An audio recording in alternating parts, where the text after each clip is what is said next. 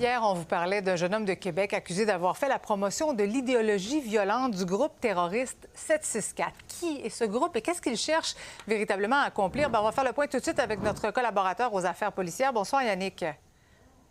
Bonsoir, Marie-Christine. D'abord, qu'est-ce que tu peux me dire sur ce groupe qui est considéré quand même comme une entité terroriste?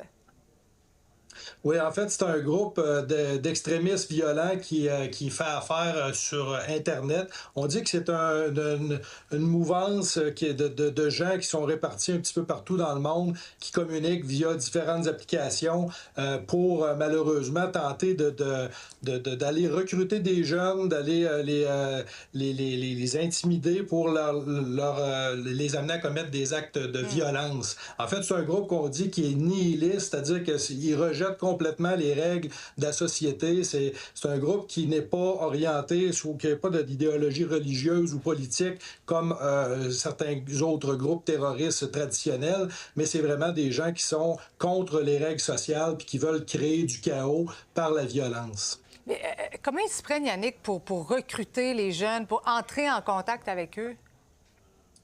Bien, ils utilisent les réseaux que les jeunes utilisent. Ça peut être certains jeux que les jeunes utilisent, comme Minecraft, ou il y a toutes sortes d'applications cryptées également, comme Discord ou Telegram. Donc, ils vont essayer d'aller créer un premier contact sur des jeux, puis par la suite les amener à communiquer dans des applications cryptées, puis tenter de les manipuler via ces communications-là pour leur faire commettre des actes violents ou des actes d'automutilation. Donc, toutes sortes de choses qui vont faire en sorte que ces jeunes-là vont se retrouver à commettre des actes complètement odieux. On parle de pornographie juvénile également, donc c'est vraiment des choses qui sont assez inacceptables. Et comme parent, Yannick, tu le conviendras que quand on écoute ça, c'est inquiétant. Quel conseil tu peux donner, justement?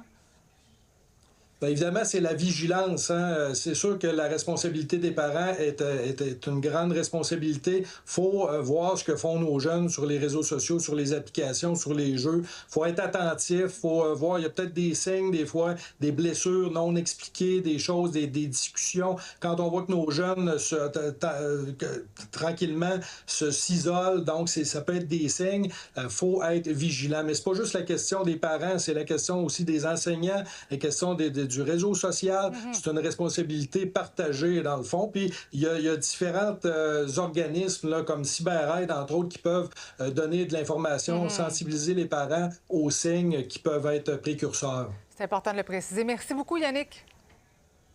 Merci, bonne soirée.